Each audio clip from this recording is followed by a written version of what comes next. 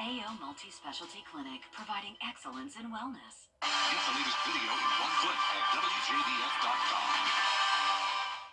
The Live 5 for 6 Skyview Network, sponsored by Terry Lambert Hyundai. We'll have a few light showers tomorrow morning, then a lot more rain moving in for your holiday forecast, even watching for some storms on Thanksgiving Day. All of that will be followed by a huge cool down by Friday. I'll have more details on those rain chances and temperatures coming up. Now on News Channel 6 at 6, selling a piece of history, what the future holds for the Jackson Petroleum property in Aiken County, as your news starts now. Live from Television Park, this is WJBF News Channel 6 at 6.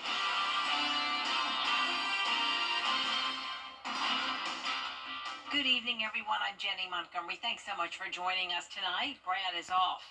Coverage you can count on begins with Aiken County leaders one step closer to selling a piece of historic property near the farmers market. Aiken Bureau Chief Sean Cabbage-Stalk has more. The city has owned the Jackson Petroleum property here off of Williamsburg Street Southeast since 2021. Developers want to turn it into a mixed-use space. I'm excited. These projects have been percolating for a while, and it's nice to see them come to fruition. Aiken city leaders are one step closer to selling the property. It was a brownfield site, and we obtained a federal EPA grant to remediate the site, and we removed a number of barrels and soil and put the property out to bid.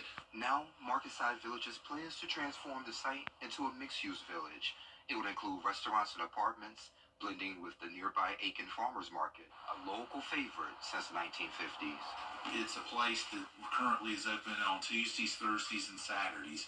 I think the type of plans that the prospective owners have will be something that is in sync, complements very well the mission and goals of what we do at the farmers market.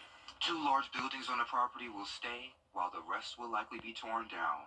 City officials say the development will help expand Aiken's downtown and bring new life to an area with so much potential. And there's been some entrepreneurial work down in that eastern area, and I think this would be another logical step towards extending our downtown east towards the farmers market.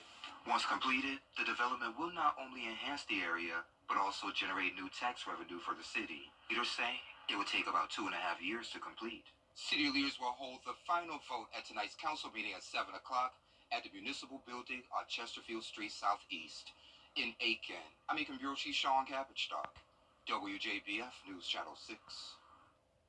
Chief Meteorologist Jenna Petracci joins us now for a check of the weather and a cool down coming.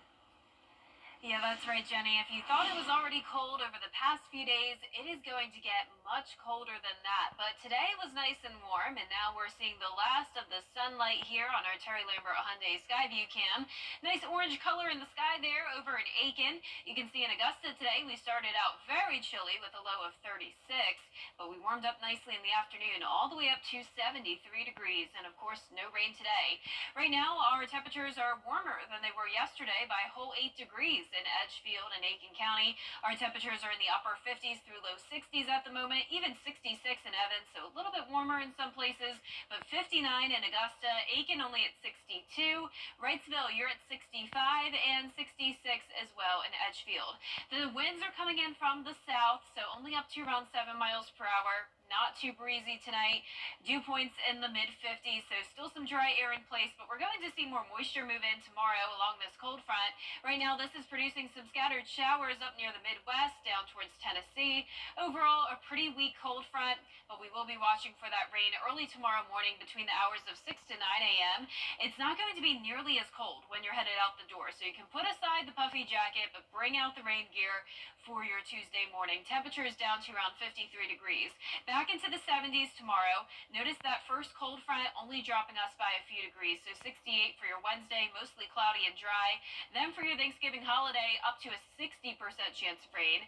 Staying warm, but that will be the last warm day for a while. Coming up, I'll have a look at your full 10-day forecast, so stay with us. But back to you, Jenny. All right, thank you. Thanksgiving is just days away, and local businesses are gearing up for a turkey-filled day. It's the second year Cafe 209 will host its Feast in the Streets Thanksgiving. The event offers a Thanksgiving meal and dessert, music, and free toiletries. Event leaders and business owner Cassandra Brinson do encourage people to come out, even though rain is expected Thursday in Augusta. The previous owner at this location used to take care of the homeless people. They used to have a place to eat, somewhere to worship, somewhere to take showers, somewhere to get new clothing. And so Melvin Parker and Miss Shelley Mack and I came together and decided that we would feed the homeless people in our community to help make their Thanksgiving be a blessing to them. Cafe 209 will be serving from 11 a.m. until 2 p.m. The Georgia Bureau of Investigation is taking a closer look at crime patterns this year to improve public safety. In the Georgia Uniforms Report, the most common type of crime in Georgia in 2023 was larceny and motor vehicle theft. Last year, the GBI was called out to 7,000 investigations across its 15 offices in the state. The director says they're looking for more funding to hire more staff and help expand their gang prosecution unit in southeast Georgia. I think we're maintaining. There's always a need, whether it come through mostly retirements. We want to be able to backfill as quick as we can. So we're always looking to hire. We go through with different divisions the hiring process quite often so that we don't leave vacant positions open too long. And that's just to keep our work where it needs to be. Next year, the GBI will expand its cold case unit and certify 2 criminal profilers to help identify key suspects in investigations. A Columbia County girl will soon be on her way to Hollywood. She landed a lead role in an upcoming Disney Channel show. 11-year-old Jawan Lee will be playing Sophie in Vampirina. She's been acting, singing, dancing, and playing musical instruments since she was 6 years old. When she got the call, Lee says she was in a state of disbelief. Because I was still recovering from flying to LA suddenly and doing a bunch of testing with like the Disney production and other people, and I was a bit overwhelmed and I was like a bit nervous, but overall it was mostly excitement, and I couldn't wait to fly to LA again to shoot the pilot and be on set and make a bunch of friendships. The pilot episode has already been shot, and now Lee will shoot the rest of the series in Los Angeles. The show should premiere in 2025. The James Brown Family Foundation held its annual turkey giveaway today. Cars lined up at May Park to pick up turkeys and other Thanksgiving goodies. The James Brown Family Foundation has been doing this for 33 years. Deanna Brown Thompson says it means a lot to her family every year to be able to carry on the tradition. And my dad started doing this, like I said, because he remembered when it was hard for him, when there was no food on the table, no food in the refrigerator, and they were poor. My grandparents were poor. So when God blessed him, he decided that he's going to do the same thing, bless others. Thomas says she's thankful for the Golden Harvest Food Bank and many sponsors and volunteers. If you missed the turkey giveaway, you can still register for the James Brown Toy Giveaway. That'll be December 21st at 8 a.m. at the James Brown Arena. Tomorrow on Jenny, a new store in downtown Augusta has one segment of the arts community in stitches. If you like knitting and crocheting, we're going to hook you up. Jeff Pulliam is one of the owners of a unique yarn shop just off Broad Street. It's called Three Crows Fiber, and it's a first in the area with locally dyed natural fiber yarns. And Augusta was a fiber desert. We did not have any place that we could buy true natural fibers. Some of the big chain stores have a few selections of wool or cotton, but not really good fiber. And so we wanted to gift Augusta with some really good fiber. One of the things that people absolutely love is locally dyed yarn. And so not only are we selling yarn, but we have locally dyed yarn that you can only buy in Augusta, Georgia. We'll also check in with the Golden Harvest Food Bank as their need for community support is greater than ever. And a big honor for a local entrepreneur. Tuesday at 12:30 on Jenny. Coming up, a big win for President-elect Trump. Why the DOJ is throwing out a major case against him.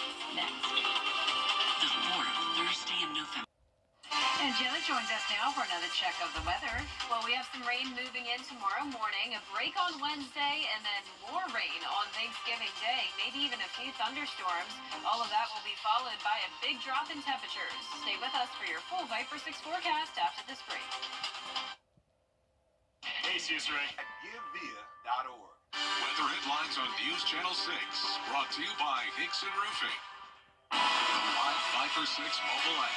Download it today.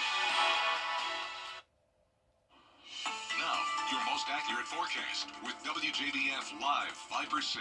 Welcome back. I hope you enjoyed the warm temperatures and sunshine today. We'll still have warm temperatures tomorrow, but a bit more cloud cover as this cold front will be approaching us. It's also going to bring us a few morning showers, but no snow like what they're seeing all the way up in the north. Parts of the Midwest getting some snowfall with low pressure, and also up in Canada. Notice where it says Calgary. We're seeing a little bit of blue there, and that's also seen on our Terry Lambert On-Day Sky View cam. A beautiful view here up in the Cascade Mountains of Alberta. So lots of snow up there, along with some frigid temperatures, even into the United States.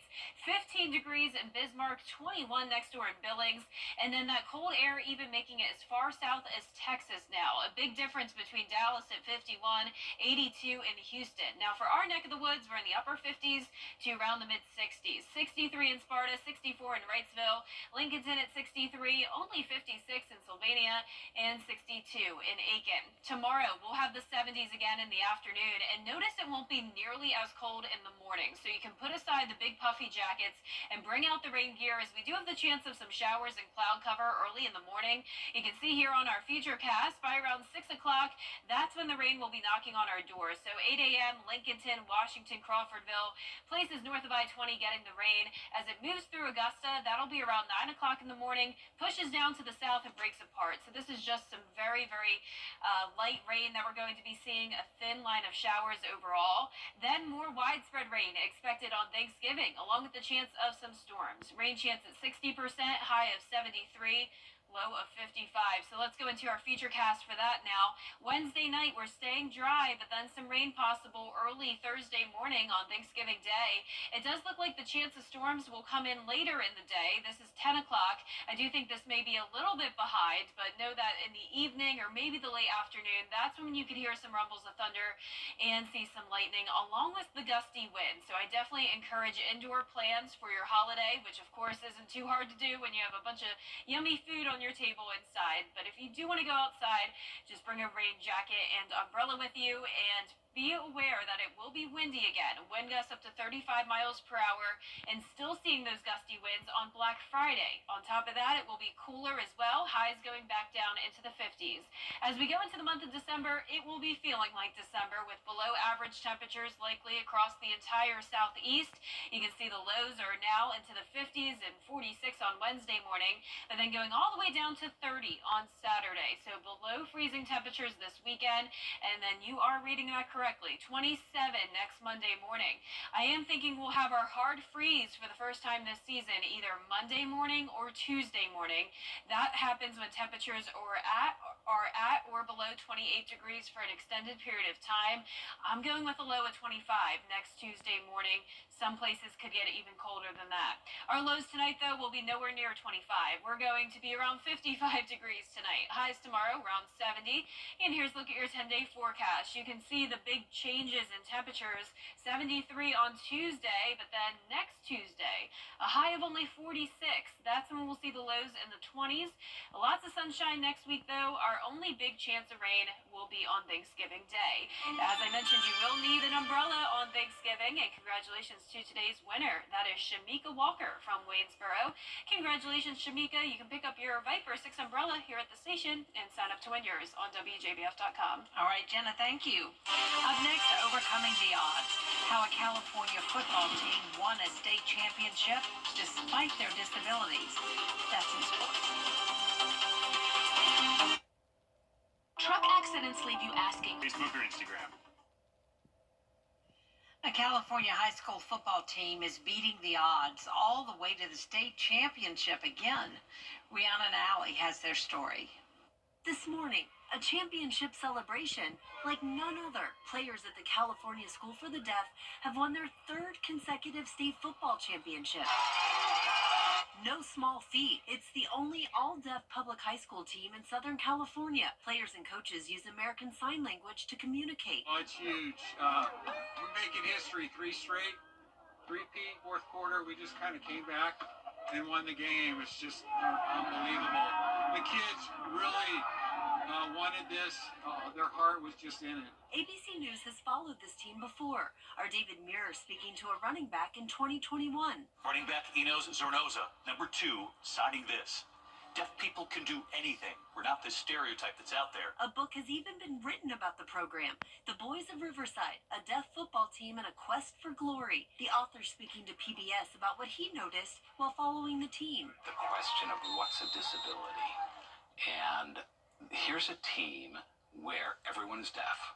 All the players, all the coaches, and yet they are using deafness as an advantage, as an edge. Some experts say without hearing, deaf people develop a greater, more focused attention span, more alert to picking up movements.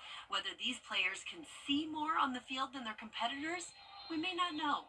But what's certain is their hard work and a special kind of dedication. They just worked hard on the off season. They were committed to practice, unity, brotherhood, just supporting each other, and it pays off in the end. Rihanna and Allie, ABC News, New York. Storms can wreak havoc on your roof. Leave TV.